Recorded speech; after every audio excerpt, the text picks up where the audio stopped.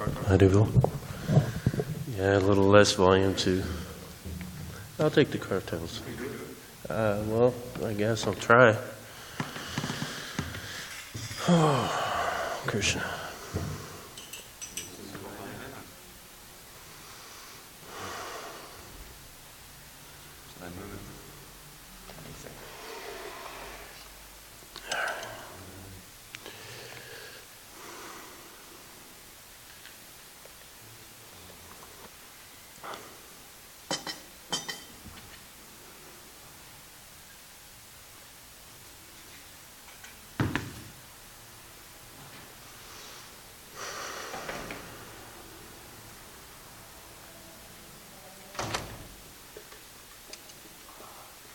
No board?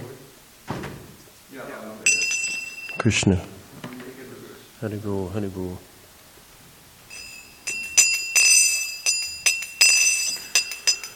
Jaya Radha Madhava Kunja Bihari Jaya Radha Madhava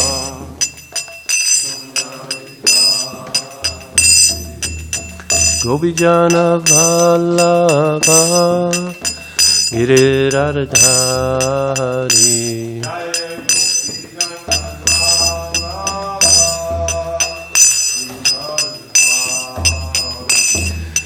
Gopijana Vallabha Giridharadhari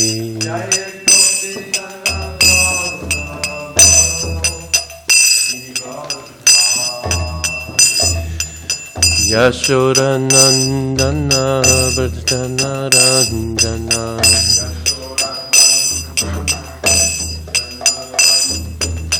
Yashoda Nandana Vardhana Ranjana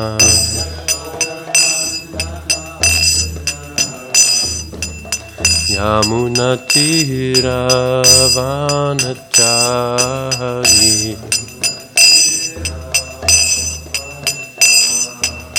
Yamuna Tira Vanachari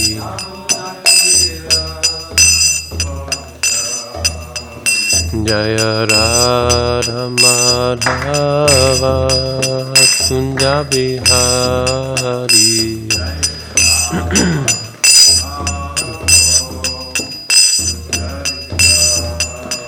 Jaya Radha Madhava Kunja Bihari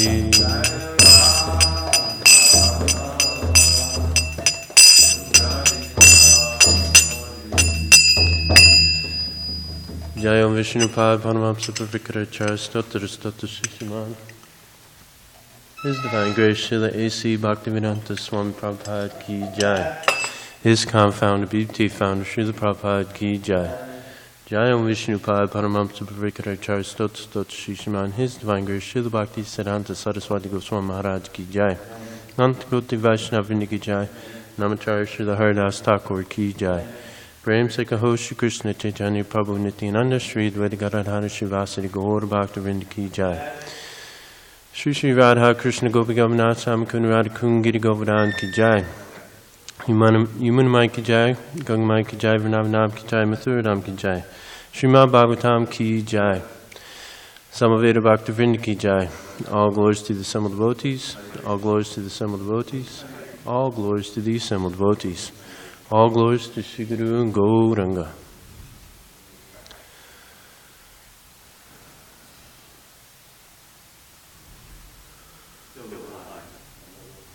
I think it's fine. Yeah.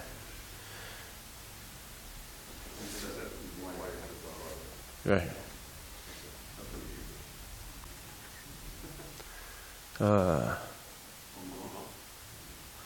Om Namo Bhagavate Vasudevaya. Om Namo Bhagavate Vasudevaya. Om Namo Bhagavate Vasudevaya. All right, today we're reading from the Srimad Bhagavatam, 3rd canto, 27th chapter, 13th verse. Evam Turid Ahankaro Bhutendriya Manomayai Svabhasar Lakshito Nena Sarabhasena Satyadrik Evam Turid Ahankaro Bhutendriya Manomayai Svabhasar Lakshito Nina Sabhasena Satya Sadhabhasena Satyadrik Evam Trivid Ahankaro Bhutendriya Manomanyai Svabhasar Lakshito Nena Sarabhasena Satyadrik. Please chant. Evam Trividya Hankaro Putrendriya Manomayai Svabhasar Lakshito Nena Sarabhasena Satyadrik.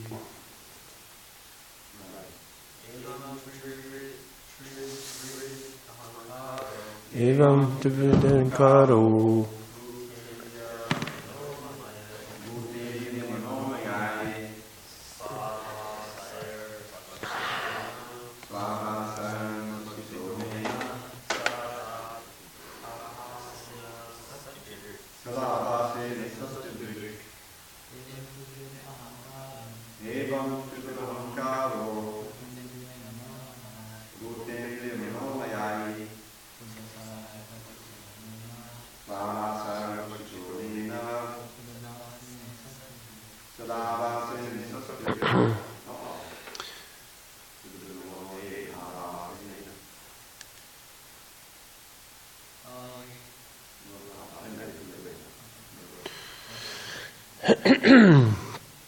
word for word. Evam, thus. Trivrit, the threefold. Ahankara, false ego. Bhuta Indriya Mana Mayahai, consisting of body, senses, and mind. Svabhavasayahai, by its own reflections. Lakshitaha is revealed. Ahena, by this. Sarabhasena, by a reflection of Brahman. Satyadrik, the self-realized soul. Translation. The self-realized soul is thus reflected first in the threefold ego and then in the body, senses, and mind. Purport. The conditioned soul thinks, I am this body, but a liberated soul thinks, I am not this body, I am spirit soul. This I am is called ego, or identification of the self. I am this body, or everything in relationship to this body is mine, is called false ego. But when one is self-realized and thinks that he is an eternal servitor of the Supreme Lord, that identification is real ego. One conception is in the darkness of the threefold qualities of material nature, goodness, passion, and ignorance. And the other is in the pure state of goodness called Shuddhasattva, or Vasudeva. When we say that we give up our ego, this means that we give up our false ego, but real ego is always present. When one is reflected through the material contamination of the body and mind in false identification, he is in the conditional state. But when he is reflected in the pure stage, he is called liberated. The identification of oneself with one's material possessions in the conditional stage must be purified, and one must identify himself in relationship with the Supreme Lord. In the conditional state, one accepts everything as an object of sense gratification, and in the liberated state, one accepts everything for the service of the Supreme Lord. Krishna consciousness, devotional service, is the actual liberated stage of a living entity. Otherwise, both accepting and rejecting on the material platform or in voidness or impersonalism are imperfect conditions for the pure soul. By the understanding of the pure soul, called Satyadrik,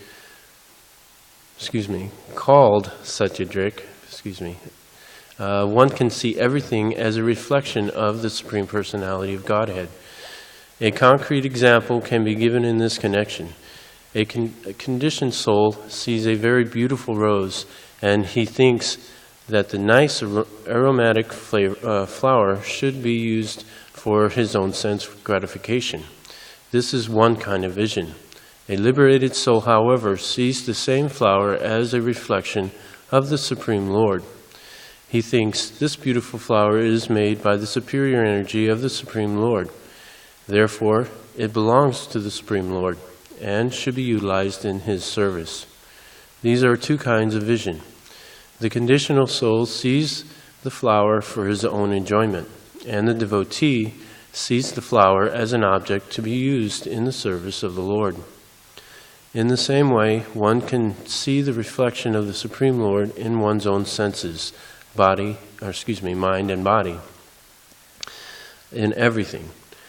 The same way, one can see the reflection of the Supreme Lord in one's own senses, With that correct vision, one can engage everything in the service of the Lord. It is stated in the Bhakti Rasamrita Sindhu that one who has engaged everything, his vital energy, his wealth, his intelligence, and his words, in the service of the Lord, who desires to engage all these in the service of the Lord, no matter how he is situated, is to be considered a liberated soul, or Satyadrik. Such a man has understood things as they are. Om Jnana-timirandasya Kananchana Shalakaya Chakshu Malatamiyana Tasmai Shri Gurave Namaha.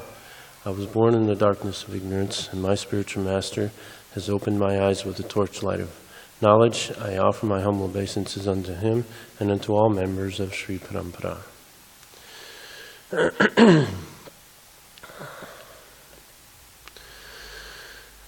Okay. Hare Krishna. Well, to start, there's the threefold ego, as mentioned in the verse. And the threefold ego basically consists of the three modes, which are goodness, passion, and ignorance. And according to the Srimad Bhagavatam 1088.3, Lord Shiva represents the threefold ego. According to Sri Shukadev Goswami, he says that Lord Shiva is always united with his personal energy, the material nature, manifesting himself in three features in response to the entreaties of nature's three modes. He thus embodies the threefold principle of material ego in goodness, passion, and ignorance. In the following verse, it states, the 16 elements have evolved as transformations of that false ego. False ego transforms into the mind, the 10 senses, eyes, ears, nose, tongue, skin, hands, feet, voice, genitals, and anus. And 5 physical elements being the earth, water, fire, air, and ether. Now, as we've already talked in previous classes, the term aham mameti, meaning I, me, mine, these conceptions of being how we think of this body as being me, that all that is in connection with this body is also mine. I'm not planning to go over these points again. However, it is a good reminder that, to know that we are not this body.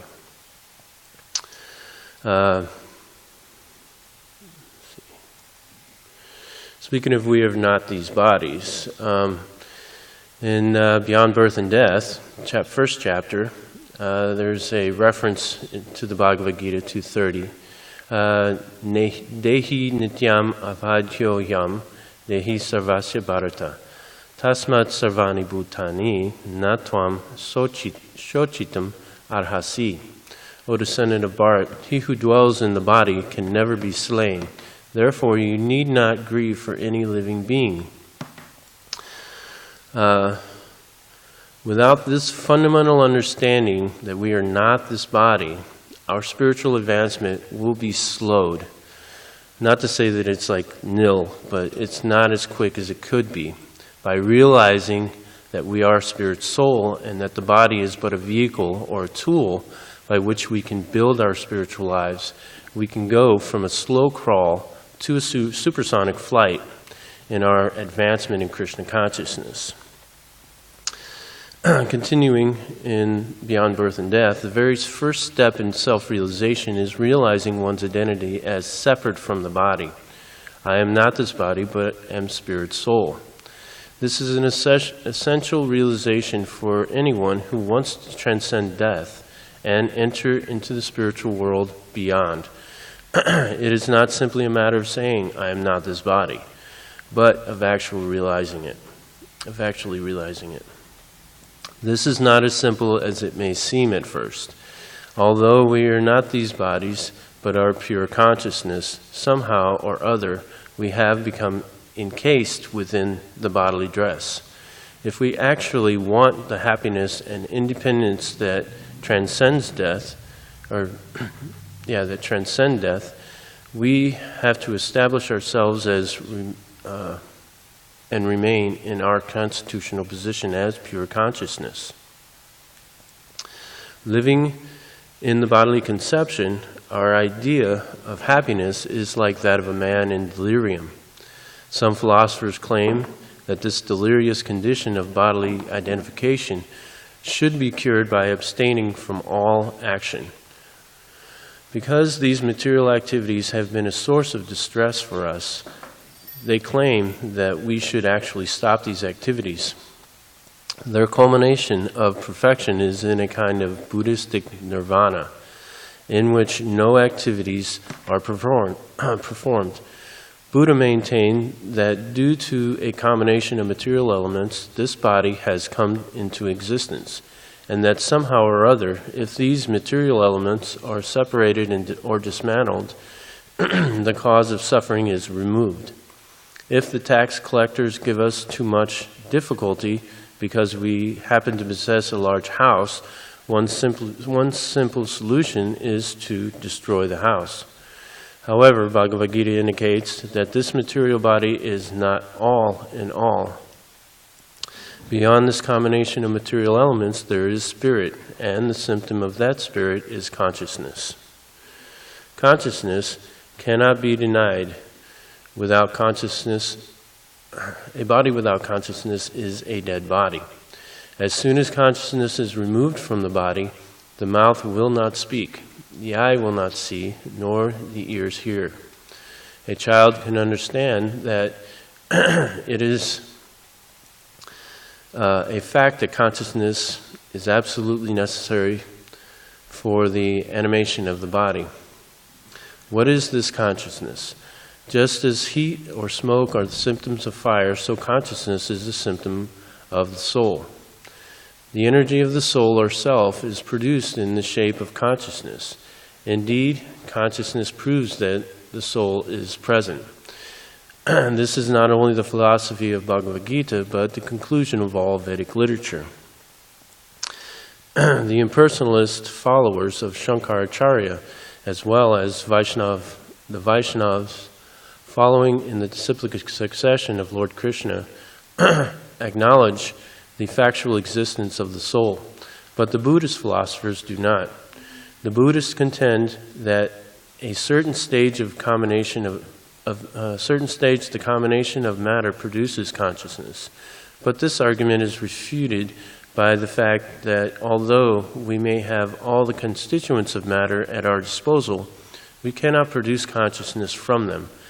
All the material elements may be present, in a dead man, but we cannot revive that man to consciousness. This body is not like a machine. This body is not like a machine.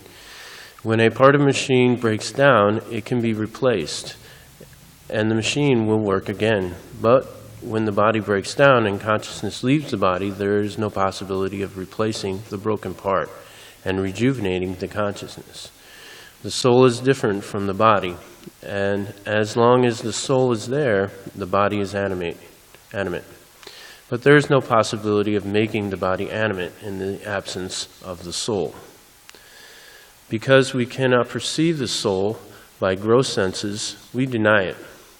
Actually, there are so many things that are there which we cannot see. We cannot see air, radio waves, or sound, nor can we perceive minute bacteria with our blunt senses. But this does not mean they are not there. By the aid of the microscope and other instruments, many things can be perceived which had previously been denied by the imperfect senses. Just because the soul, which is atomic in size, has not been perceived yet by the senses or instruments, we should not conclude that it is not there.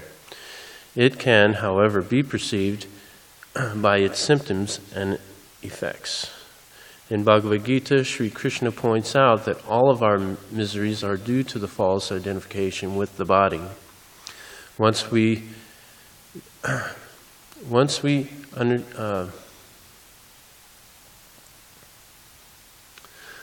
understand that it is not only just a tool or a machine or vehicle being directed by the soul, but that it also it is owned and created by Krishna, we can free ourselves of this bodily conception of life, both personally and extended. Therefore, by being able to fully surrender to the idea of utilizing the body and that which is around us in Krishna's service. The senses, according to Queen Kunti in the first chapter of Teachings of Queen Kunti, but above all others, the supreme controller is Krishna, who is known as Hrishikesh. The word Hrishikesh means senses. We are enjoying our senses, but ultimately the controller of the senses is Krishna. In this material world, everyone is generally using his senses for sense gratification. That is Maya, illusion, and that is the cause for one's bondage. But when one, by the process of Krishna consciousness, becomes purified and understands that the senses are actually meant for satisfying Krishna, to make him happy, that is what makes one a liberated person, Mukta Purusha. We can purify our senses by taking prasadam in forms of foodstuffs offered to Krishna, smelling the flowers and incense offered to Krishna, even feeling the warmth of the ghee lamps grants us purification of our senses. Touching the bodies of deities, their paraphernalia, as well as interacting with devotees also purifies our senses. The mind, according to the path of perfection, mastering the mind and the senses, a man must elevate himself by his own mind, not degrade himself. The mind is a friend of the conditioned soul and his enemy as well. Atma denotes body, mind, and soul. Depending on different circumstances in the yoga system, the mind and the conditioned soul are especially important. Since the mind is the central point of yoga practice, Atma refers here to the mind. The purpose of the yoga system is to control the mind and to draw it away from the attachment to sense objects. It is stressed herein that the mind must be so trained that it can deliver the conditioned soul from the mirror of omniscience. In the Ashtanga Yoga system, these eightfold yogas, dhyana, dharana, etc., are meant to control the mind. Sri Krishna explicitly states that a man must utilize his mind to elevate himself. Unless one can control the mind, there is no question of elevation. The body is like a chariot, and the mind is the driver. If you tell your driver, please take me to the Krishna temple, the driver will take you there. But if you tell him, please take me to that liquor house, you will go there. It is the driver's business to take you wherever you like. If you cannot control the driver, he will take you wherever you should go. He will take you where you should go. But if not, then he will ultimately take you to wherever he likes. If you have no control over your driver is your enemy. But if he acts according to your orders, he is your friend. Well, that's pretty much all I have in research. Is there any discussion? There's various sources. Teachings of Queen Kuti, Bhagavad Gita, Path of Perfection, Beyond Birth and Death. First reference? Teachings of Queen Kuti, I believe it was. Yeah. So, yeah. Is there any questions or comments? Not a whole lot, to be honest, other than the fact that, well, as I had stated before, I inserted a few of my own personal realizations. One being that, we can purify our senses by taking prasadam in the form of offered foodstuffs, incense and flour, things that are offered to Krishna, like this. Also,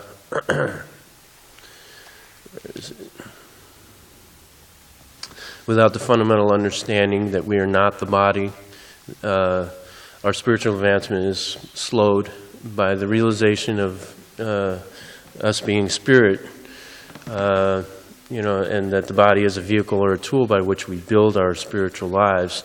We can go from being slow, to actually making significant spiritual advancement within this life.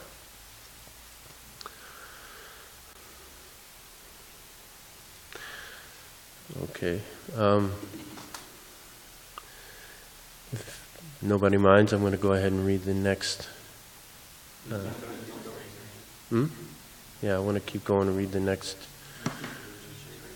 Who? Okay, go ahead.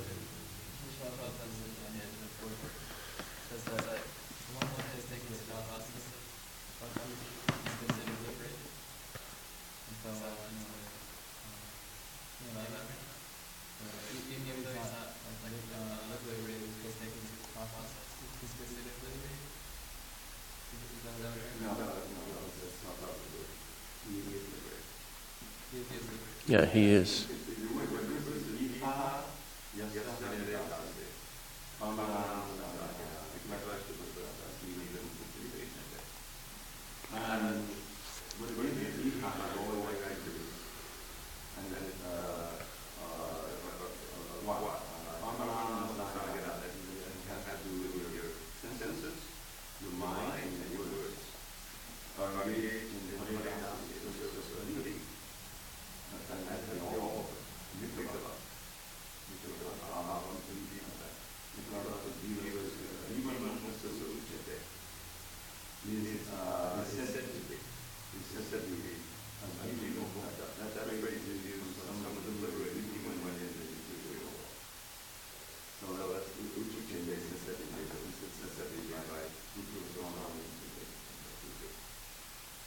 The idea is that you don't, if you're actually doing that, then you don't feel, it's not that you know what you should react to the you don't feel any effect. Because the only effect is through sensitizing. How can it be used to fix the service? If you can't do it, then there's no effect. You think about stress because no point in distractions.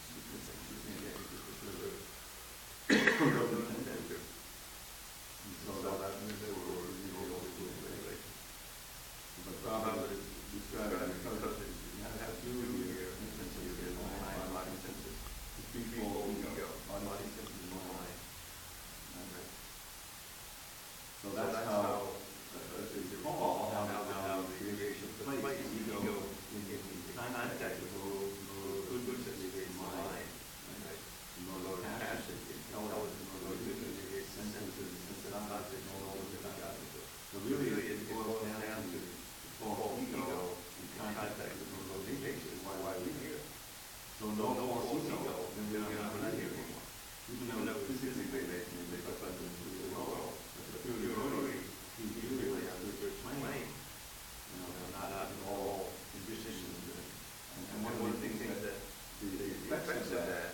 that seeds, everything you see reminds you of Krishna.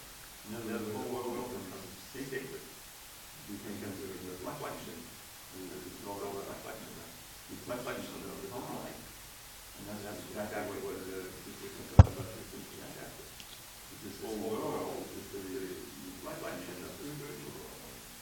When we got that, we can't handle it, but we see it that way, then everything will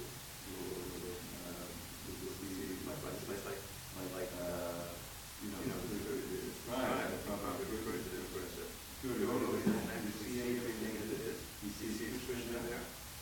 Just like a mother sees his little child, and really they see something for him. What's he seeing? He doesn't see anything student. He's seeing the activity of the child, not seeing the child. But that's the reason why we never go to the Holy Land. We go to Nam and go to other places where Krishna has that pastime.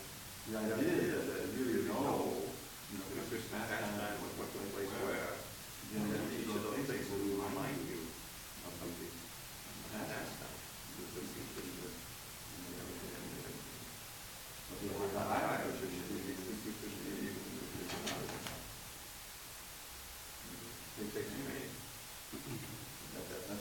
That's what you're talking about. That's why something is Rick.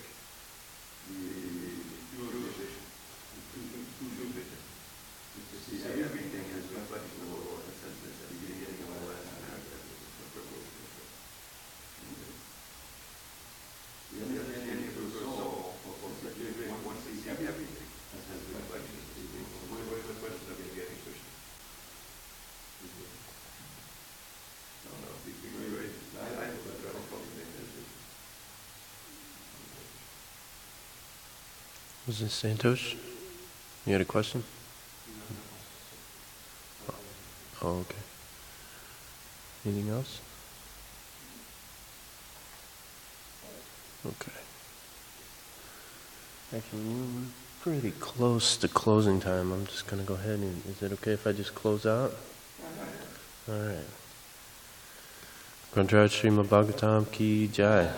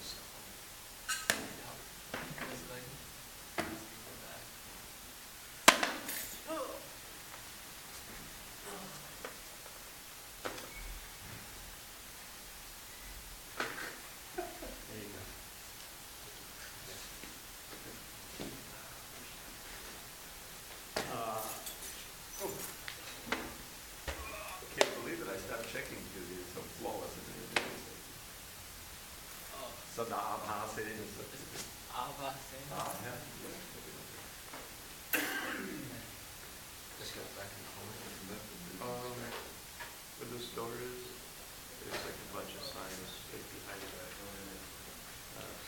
Bible wall there. Krishna. Well, part of the reason why I don't like doing it is because I butcher everything. I can't. These things, this thing. Did you make a mistake in the reading? I didn't. I mean, I didn't. When you make a mistake in the reading, Just a couple of times, but yeah. this is up a little high.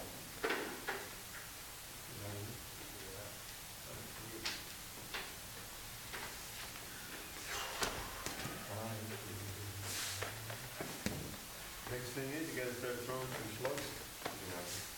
I threw a couple in there. Yeah, two from the Bhagavad Gita. I think it was it though. Not too many. I mean, I didn't want to. You don't want to overdo it. Yeah, I didn't want to. I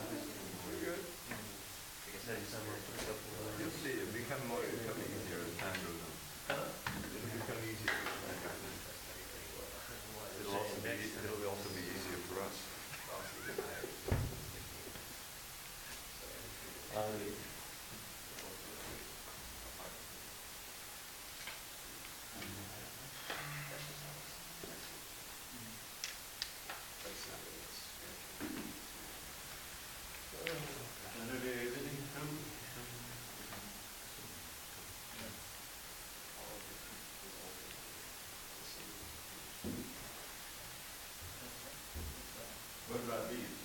You got beads?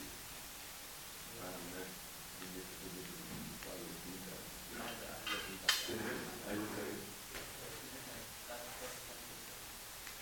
Imagine after beads. You got beads. So I can, I mean, where was magic like fine? It's not just there. And then I could just put it in the bottle of the With the reason when you can. You do it like regular program. Try to make get for about two. Two rounds.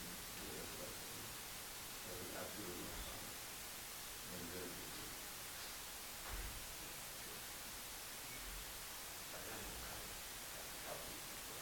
Hare Krishna. All right.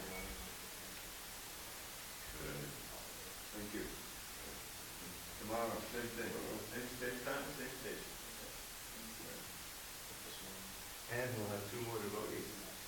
We're going to have two. That's his grab.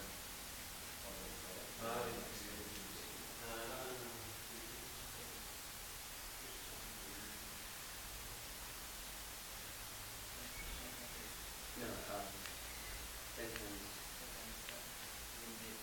get somebody doing things to 100, so then I'll do the final 8.